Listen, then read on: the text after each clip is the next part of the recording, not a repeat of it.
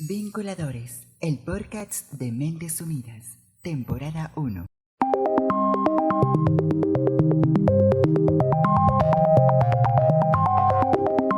Episodio 10.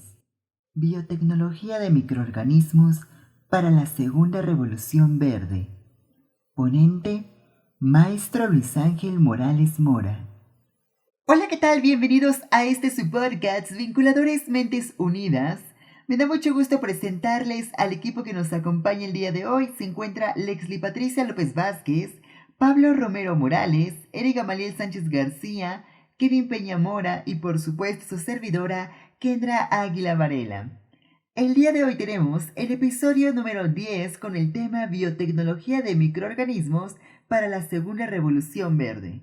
Nuestro ponente como invitado es el maestro Luis Ángel Morales. Él es licenciado en biotecnología, realizó una tesis en caracterización de hongos asociados al cultivo de fresa y su control con Trichoderma sp in vitro.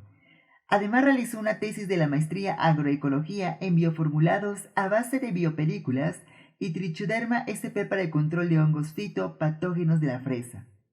Hola maestro, muchas gracias por aceptar nuestra invitación y bienvenido. Y bueno, de mi formación académica, yo soy licenciado, soy biotecnólogo en la Benemérita Universidad Autónoma de Puebla y hice una maestría en esa misma institución en Ciencias del Manejo Sostenible de Agroecosistemas. Ambas licenciaturas ambas tesis de la licenciatura y la maestría fueron enfocadas al cultivo de fresa, específicamente en el uso de microorganismos como agentes de control biológico para fitopatógenos de este cultivo.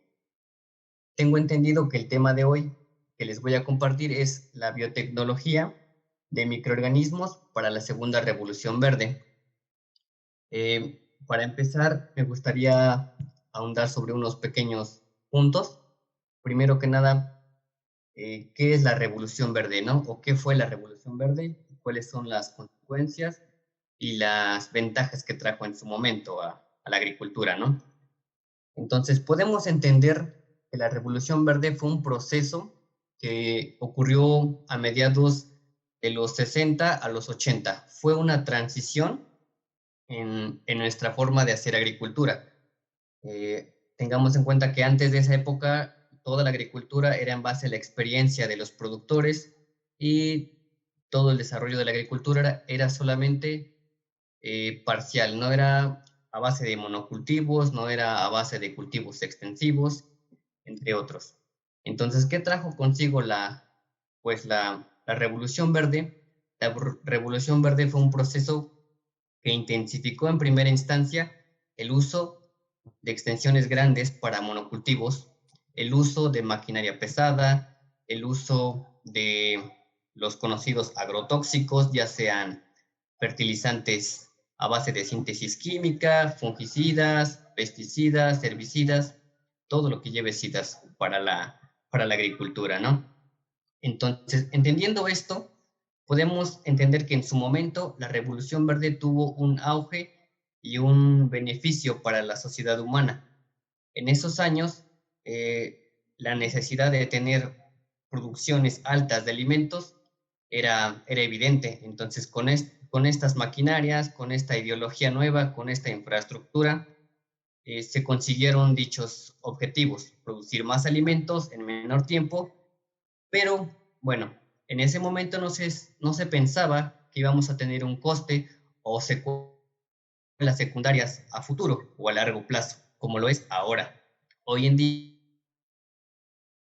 como la contaminación en nuestros suelos, la degradación de la fertilización de los suelos, pérdida de la microbiota, pérdida de la flora autóctona, donde se ha practicado, pues, toda esta se ha expandido, pues, sobre todo en países en vías de desarrollo, como lo es el nuestro, como lo es México, ¿no? Estando ya con este panorama actual, esta problemática actual de los efectos secundarios de dicha revolución y sobre todo que tenemos una población que día con día va creciendo rápidamente, entonces tenemos una necesidad urgente pues en primera instancia de producir alimentos, sino a la misma velocidad, pero por lo menos a una velocidad asemejante, que sea capaz de, ay, se me fue la palabra, que sea capaz, por así decirlo, de satisfacer las necesidades de toda la población o de la mayoría de la población, ¿no? Entonces, frente a este panorama y también contemplando el cambio climático, la contaminación del medio ambiente y algunos problemas de salud que se han relacionado por el uso de agrotóxicos en sistemas de monocultivo, pues se tienen que buscar alternativas. Y para ello, pues la biotecnología ha estado trabajando durante las últimas décadas fuertemente en la búsqueda de alternativas para dejar de utilizar toda la tecnología y toda la infraestructura de la revolución verde, ¿no? Entonces, para empezar o para seguir con esta charla, ¿qué es la biotecnología? Tal vez algunos ya escucharon muchas definiciones, muchos conceptos, o por lo menos han escuchado vagamente qué es la biotecnología, ¿no?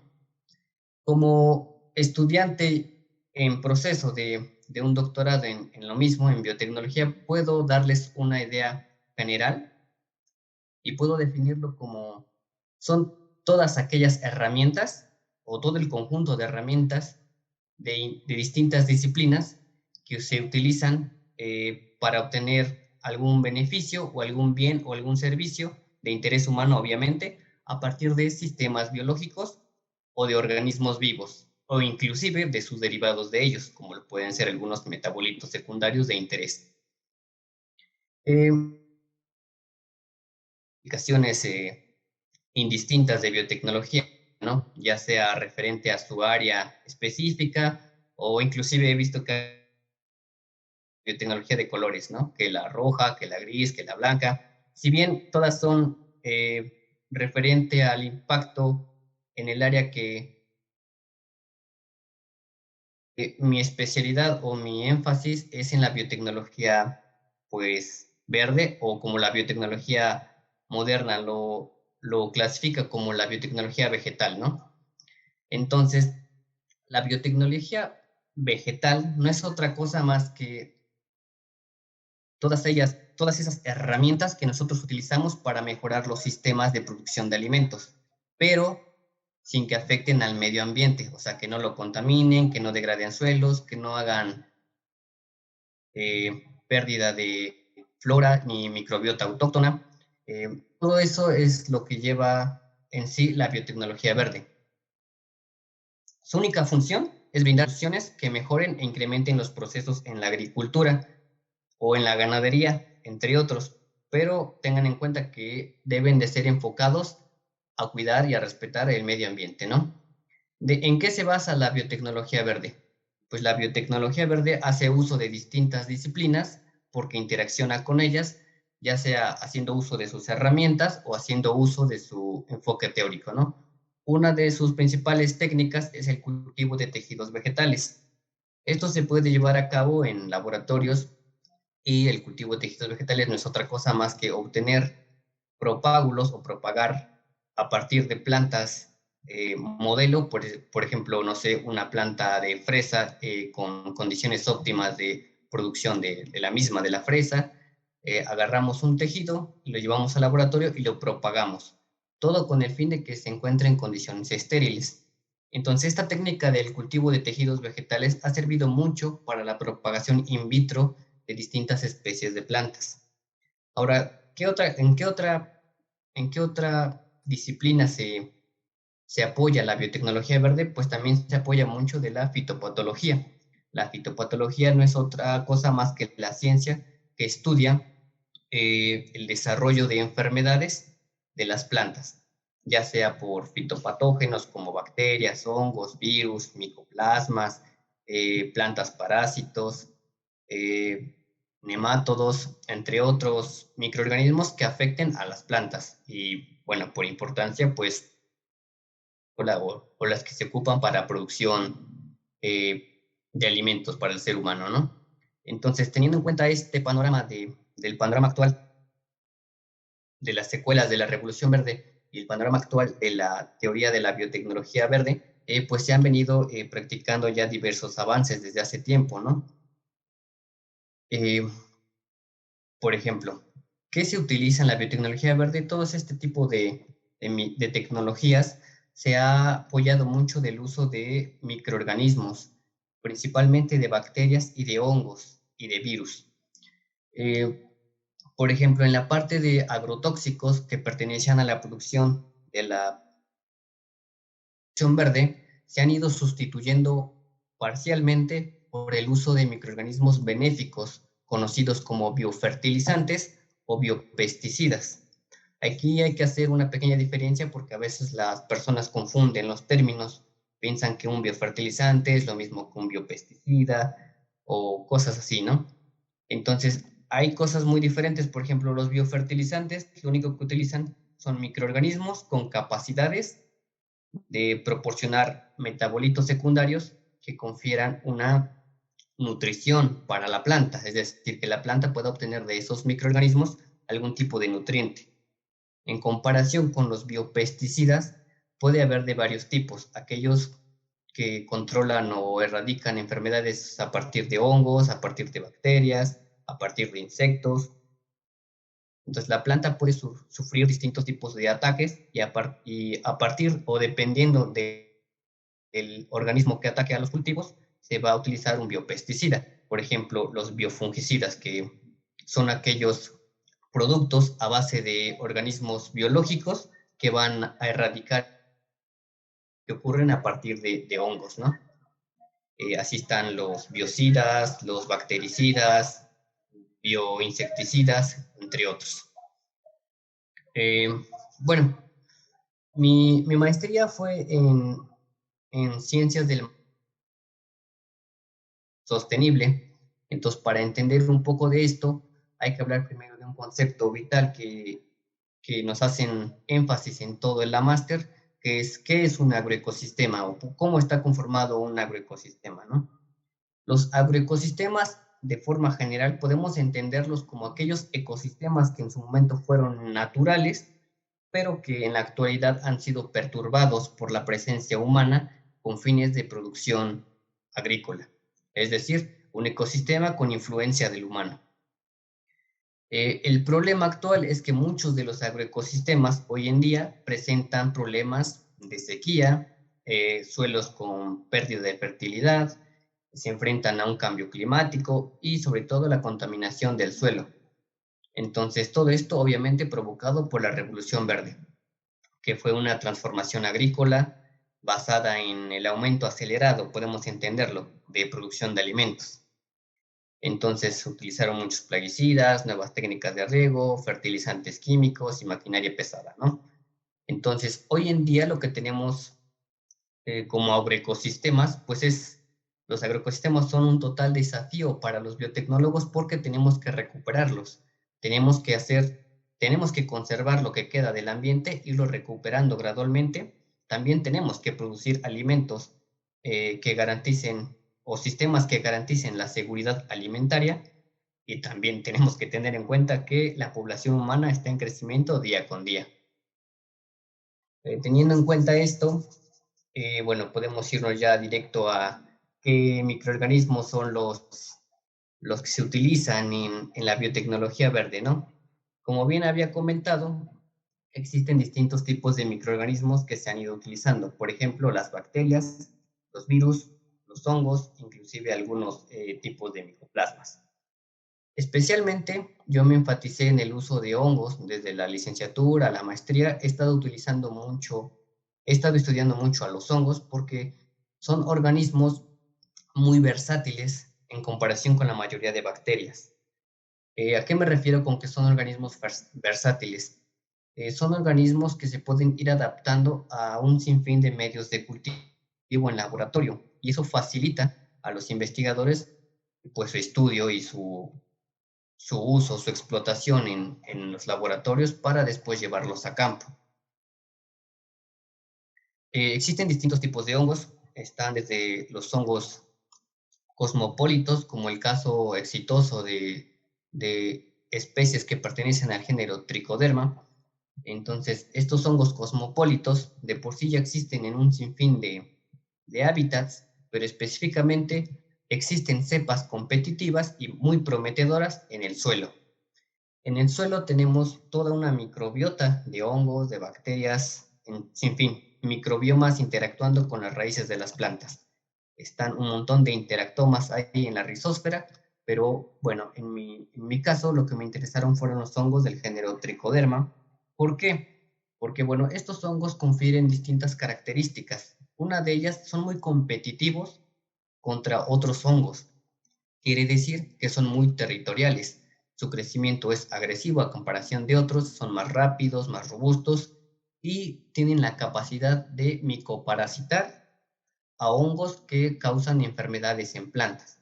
Por ejemplo, si nosotros tenemos un monocultivo de cebollas en campo y vemos que están sufriendo algún tipo de marchitez o algún tipo de necrosis en sus tallos, podemos sospechar que existe una infección por parte de hongos fitopatógenos de raíz. Entre ellos pueden estar algunos rhizotognias, algunos fitóptoras, algunos inclusive causando necrosis como algunos botrytis, entre otros, ¿no? Ya en el fruto. Entonces, todos estos hongos que son fitopatógenos sucumben a la infección por tricodermas. La mayoría de tricodermas han demostrado una capacidad altamente infectiva contra este tipo de hongos. Quiere decir que si nosotros reguláramos de cierta forma las concentraciones en campo de estas colonias fúngicas, podríamos tener un control meramente natural, es decir, un control biológico de este tipo de enfermedades y así poder tener más presencia in situ de hongos benéficos, como el caso de tricodermas. Ahora, yo me especialicé, o bueno, mis tesis fueron dirigidas al manejo en fresa y en la fresa puedo comentarles que también son atacadas por un sinfín de enfermedades, en su mayoría de carácter fúngico, o enfermedades fungosas, es decir, enfermedades causadas por hongos. Hay hongos que atacan la raíz, hay hongos que atacan las hojas, follaje, hay hongos que directamente se van a causar tizones en la flor o pudriciones en fruto, etcétera. Hay un montón de enfermedades que está sufriendo ese tipo de cultivos.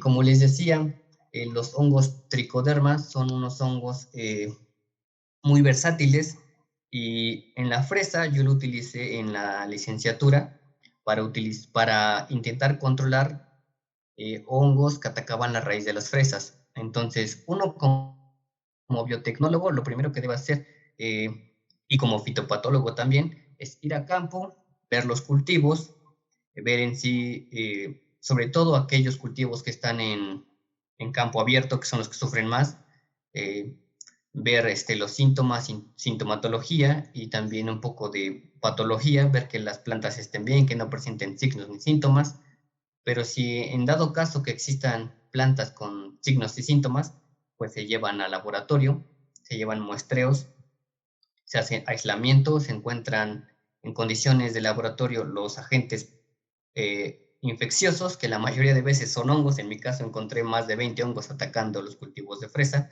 en zonas como Atlisco, en zonas de aquí del Verde, y entre otras zonas que muestré, ¿no? Entonces, todos estos hongos los sometí a control biológico contra distintas cepas de tricoderma que me fueron donadas en la maestría por el Centro de Agroecología de ahí del Instituto de Ciencias.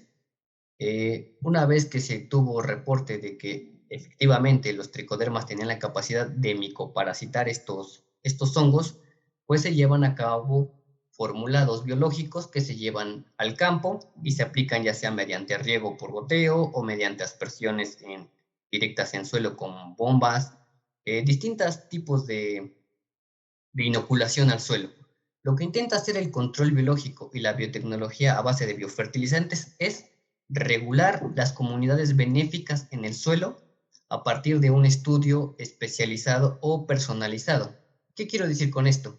Quiero decir que, por ejemplo, eh, en un cultivo de jitomate se van a tener condiciones de microbioma diferentes a un cultivo que aunque esté cercano o aledaño, que sea un cultivo diferente. Por ejemplo, un cultivo de maíz. Si nosotros hacemos muestreos, y eso está demostrado científicamente, que los microbiomas asociados a la rizosfera de cada planta, de cada cultivo, va a tener ciertas diferencias en cuanto a las especies asociadas. Quiere decir que si tú agarras un tricoderma del maíz en X zona y lo quieres aplicar en un cultivo de tomate en su suelo, pues probablemente vas a llevarte la sorpresa de que no funcione de forma o de forma positiva como tú lo esperarías, ¿no? Entonces, lo que quiero hacer entender es que la biotecnología como tal tiene que hacer un esfuerzo muy grande, porque si bien ha descubierto que estos microorganismos funcionan, lo siguiente es hacer tratamientos personalizados.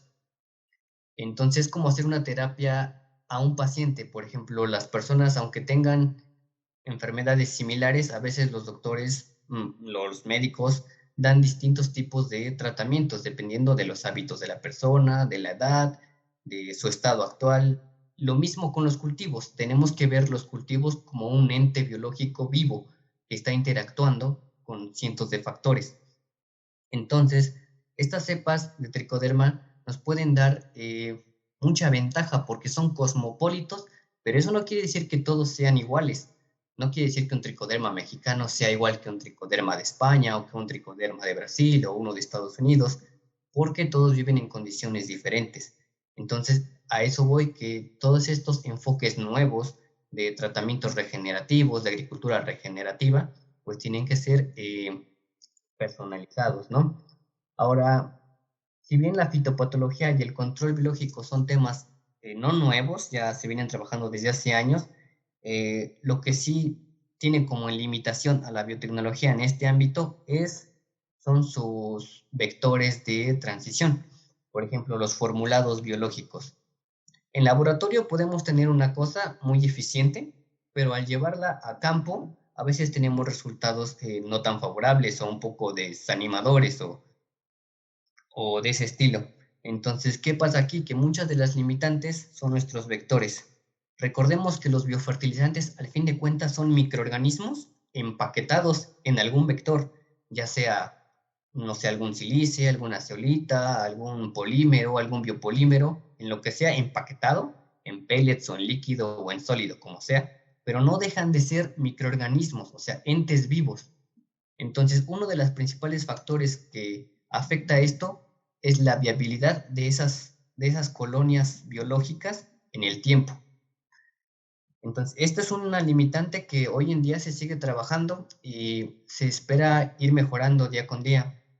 Algunos institutos manejan microencapsulaciones, nanoencapsulaciones, geles, algunos biopolímeros para la inmovilización de dichos organismos, pero sin embargo aún no se han superado ciertas barreras ambientales, porque al final de cuentas todos estos microorganismos se van a sacar de una zona particular y se tienen que regresar a esa zona particular, pero de forma en concentraciones mayores, ¿no? Para que tenga un efecto positivo en la restauración del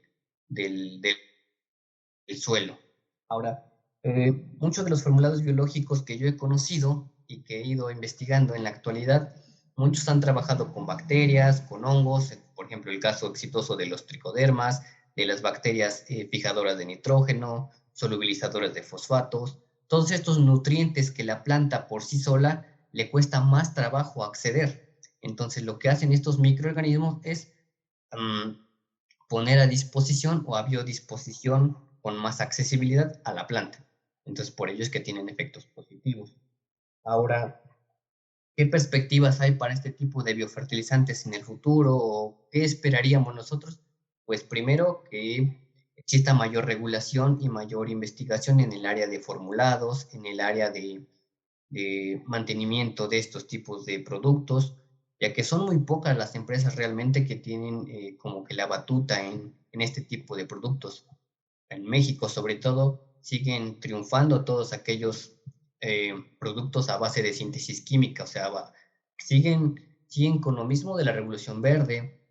Y no es que esté en contra, claro que funcionan en una primera instancia, pero con el tiempo hemos visto que los suelos se han ido degradando y no solo los suelos, perdón, también se han ido contaminando los mantos acuíferos.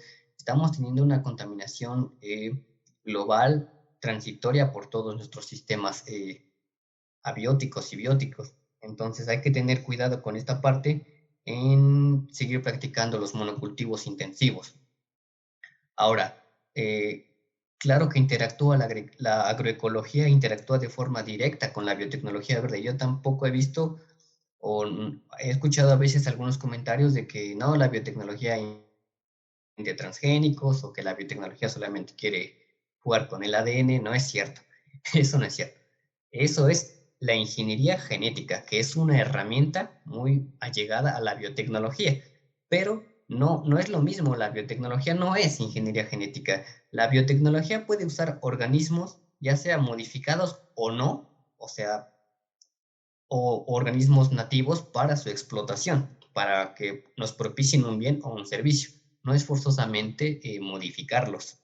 En su momento recuerdo que yo trabajé con biopolímeros como el alginato, no sé si algunos lo conozcan, es un biopolímero que secretan algunas algas, y este biopolímero, al combinarlo con sus soluciones como el cloruro de calcio o soluciones de cloruro de sodio, lo que hacen es una especie de pellet de encapsulación. Entonces, esto nos puede permitir tener un ambiente inocuo para el encapsulamiento o la inmovilización de microorganismos, como por ejemplo el caso de tricoderma. Entonces, yo encapsulé distintas cepas de tricoderma y bueno, con esto las utilicé para el biocontrol de los hongos patógenos. Y esta es una tecnología que hoy en día está siendo muy estudiada, no solo con alginato, sino con otros polímeros. Y pues, bueno, en conclusión, podría yo decir que esta es como que la actualidad de los biofertilizantes y en un futuro se prevé que siga mejorando este campo para obtener ya una aplicación más sólida en campo que nos asegure pues no solo la recuperación o restauración de los suelos, sino también la certificación de dichos bioproductos, que en algunos países ya están surgiendo dichas certificaciones, pero en el caso de México vamos pues más lento, ¿no? This meeting is being recorded. Bueno, eso sería todo de mi parte.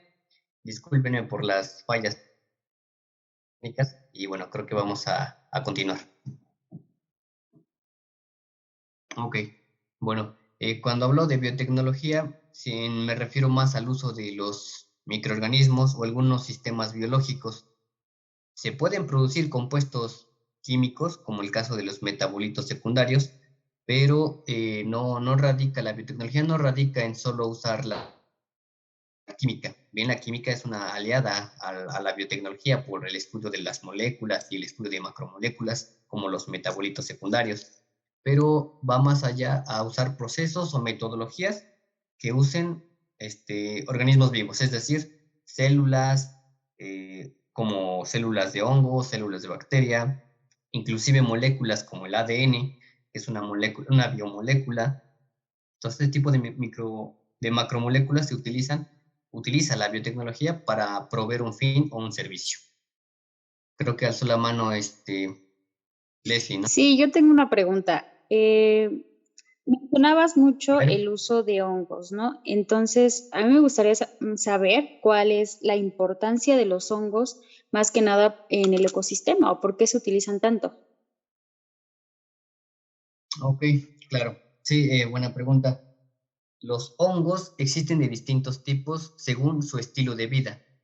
Distintos autores los han clasificado como hongos saprófitos, que son aquellos que degradan toda la materia muerta.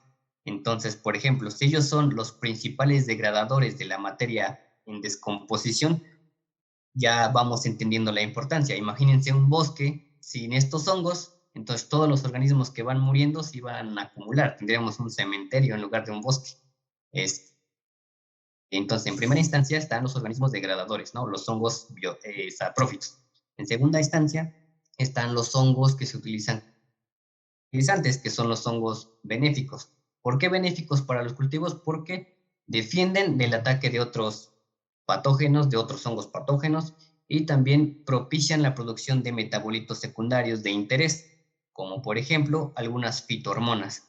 Como nosotros los humanos tenemos algunas hormonas que dependiendo de las concentraciones nos van a hacer tener un efecto o una reacción específica, por ejemplo la adrenalina, que se activa en el caso del, de algún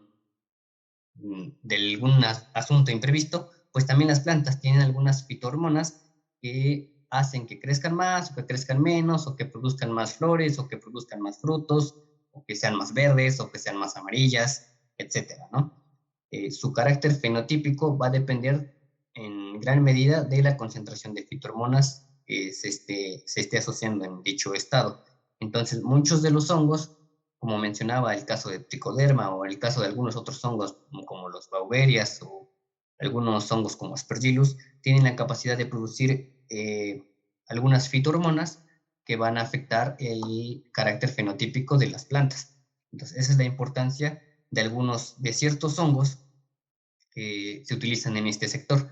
Ahora, existe más allá de la importancia en agricultura, la importancia en el ecosistema, como tú lo mencionabas, podría entenderse como que son importantes para regular todo el ciclo de nutrientes que están en descomposición. Espero haber contestado bien esas preguntas. Si hay dudas, pues pueden No, sí, decirme. quedó más claro. Eric, Gracias. creo que la mano. Ok, sí. Sí, Hola, ¿qué tal? Buenas noches. Bueno, creo mira, que... Hola, ¿qué tal? tengo tres dudas. La primera es, de todos el género Tricoderma, pues son un poco más de 60 especies, tengo entendido. Y de estas especies, ¿cuál es la que se utiliza mayoritariamente en lo que es la biotecnología, ¿no? Y ahora, a partir de ello, también debemos tener en cuenta cómo es su cultivo, ¿no? No sé si será el mismo cultivo que se utilizará en otras formas, que será igual en agar.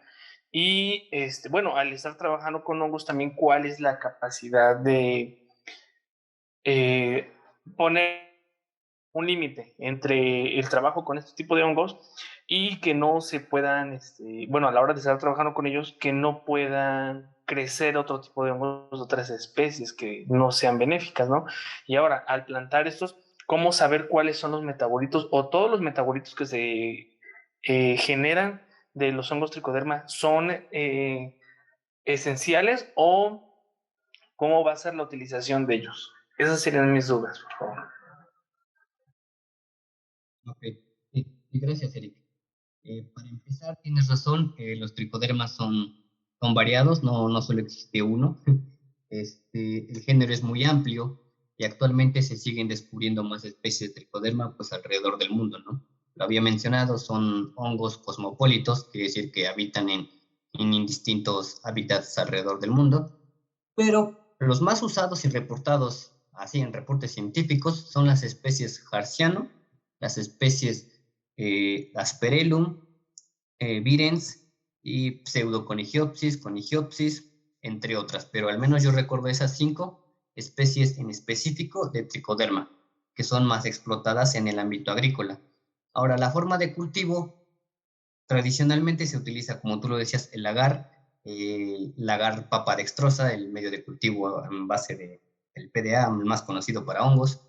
Lo que se hace para aislar estos hongos de campo y que no crezcan otros hongos, por ejemplo, fitopatógenos, ¿no? En su caso, al menos la técnica que yo utilicé es la dilución seriada. La dilución seriada lo que nos ayuda es, a partir de una concentración de suelo, vamos haciendo diluciones seriadas de 1/10 a la -9 hasta obtener la mínima cantidad o la mínima concentración de esporas de ciertos hongos. Esto quiere decir que en un principio la concentración inicial la concentración stock o tu concentración inicial de tu muestreo va a haber todo un cóctel de hongos indistintos, no, o sea, vas a tener de todo, ¿no? Un cóctel ahí mega grande.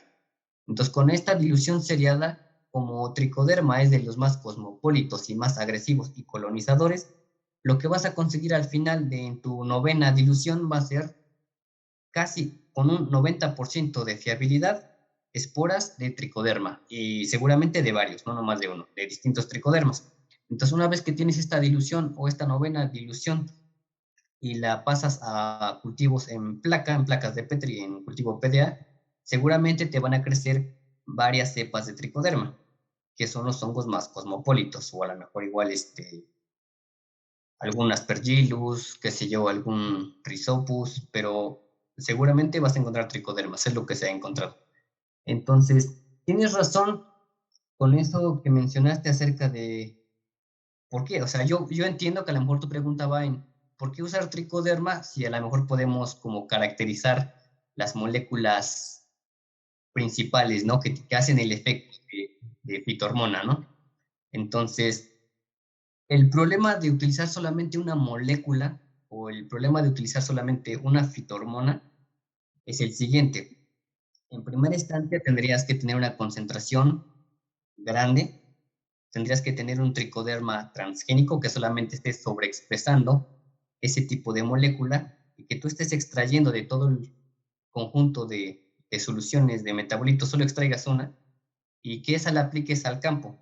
Se puede hacer, obviamente se puede hacer, pero algunas de las interacciones de estas moléculas con la planta o con las raíces son en conjunto, es una cascada de interacciones. No puedes aislar o no es tan recomendable aislar la interacción de una molécula a la planta. Entonces, es mejor tener a la biomaquinaria completa, que son los tricodermas, o es el hongo en sí, o la célula fungal en sí, trabajando y comunicándose con la planta y no dándole solamente la molécula a la planta. No sé si me explico. Sí, claro que sí, Luis. Muchas gracias. Ok. Sí, de nada, Eric. Gracias, maestro. Y bueno, solamente antes de pasar a las conclusiones de cada uno de nuestros compañeros, me gustaría nos mencionara para nuestro reel de nuestras páginas y redes sociales dos datos curiosos sobre todo el tema. Dos, por ejemplo, ¿sabías que quizá desconozca la mayoría de la audiencia? Que bueno, pues obviamente todo el tema es interesante, pero seguramente hay muchas cuestiones que pueden reducir en dos sabías que. Lo escuchamos, maestro. Ok. El primer sabías que va a ser un poco como de, pero apuesto que no sabían que la Benemérita Universidad Autónoma de Puebla va a promocionar un posgrado de tecnologías agrícolas limpias para el año 2023. Así que si a ustedes les interesan estos temas de la biotecnología agrícola y la agricultura sustentable, pues en enero, ya en el próximo enero, se van a abrir las convocatorias para entrar a ese tipo de posgrados. Otro sabías que, bueno, esa es una noticia que escuché en el octubre hace un mes, cerca de hace un mes. Pero otro sabías que podría ser que sin los hongos el mundo sería un basurero, literal. Y los hongos son el alimento del futuro. Se los dejo para que reflexionen y piensen por qué. Ahí ustedes sacarán sus conclusiones. Gracias. Gracias, maestro. Y bueno, audiencia, ya saben que los hongos son muy importantes para todo el mundo. Aquellas personas que pensaban que era algo insignificante, pues no lo es. Y bueno, pues vamos a pasar a la parte de conclusiones.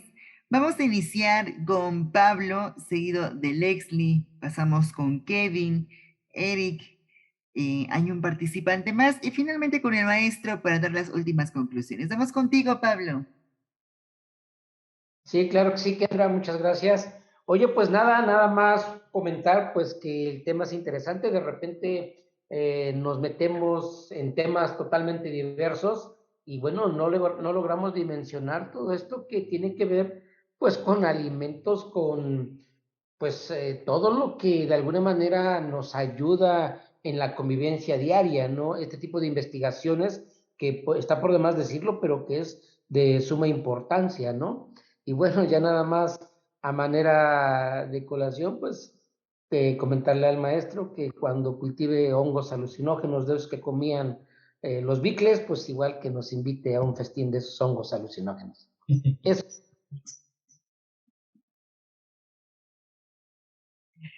Gracias, Pablo. Muy, Buena aportación. Vamos contigo, Lexi. Bueno, primero que nada, muchísimas gracias al maestro por darnos este tiempo, por tomarse este tiempo para compartirnos ese tema muy interesante. Como pues quizá algunos sepan o no, gran parte pues del trabajo del biólogo pues es fundamental para el cuidado del medio ambiente, entre ellos el cuidado de las riquezas naturales e incluso la protección de áreas verdes y el entorno en el que vivimos, ¿no? Entonces, pues siempre es muy importante mantenernos actualizados en las diferentes herramientas, pues más que nada que favorezcan o nos ayuden en esta labor que realizamos nosotros, ¿no?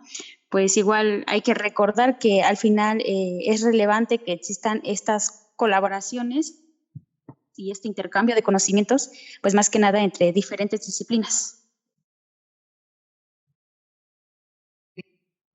Gracias, Lexi. Y es correcto, a veces nos metemos a ciertas disciplinas. Esta es una disciplina que la verdad no habíamos tenido la oportunidad de adentrarnos muchísimo. Es un tema muy importante.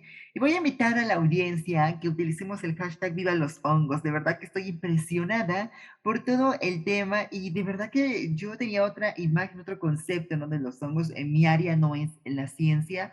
Y bueno, ahora que yo, la ciencia biológica, y ahora que yo pues he aprendido sobre este tema, bueno, es impresionante cómo a veces cuestiones que no les tomamos importancia tienen mucha significación. No solo esto, sino yo creo que hay de haber más temas que por supuesto vamos a hablar en un futuro.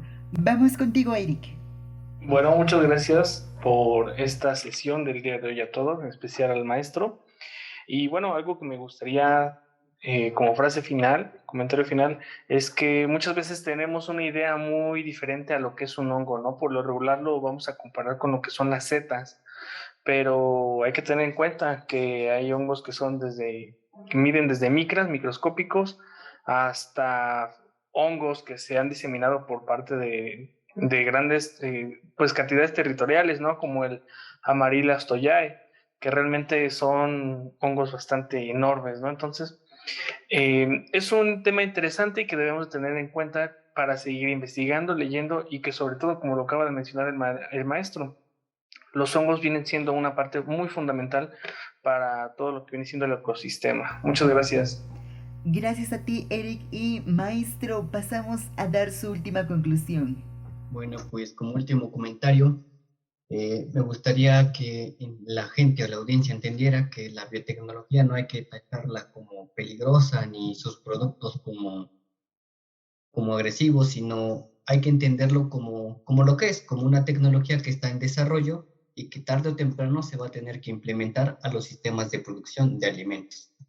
Y sobre todo, que esto nos debe de importar a todos, no solo como consumidores, sino a aquellos productores, como aquella gente que está involucrada en el marketing, en las aduanas. Todo esto se va a ir interrelacionando paso a paso y bueno, todo con el fin de hacer una producción sustentable, que es lo que se busca, asegurar alimentos para la sociedad actual y alimentos para las sociedades futuras. Gracias. Gracias, maestro. De verdad que fue un tema muy interesante. Agradecemos, por supuesto, que haya participado con nosotros en este programa Vinculadores Mentes Unidas. De eso se trata, juntar varias disciplinas, hablar de muchos temas, ¿no? Y habrá audiencia que esté interesada, pues obviamente, en cada uno de nuestros temas. El día de hoy tuvimos el episodio 10, Biotecnología de Microorganismos para la Segunda Revolución Verde, con el ponente maestro Luis Ángel Morales Mora. Muchísimas gracias y nos vemos en el próximo podcast. Thank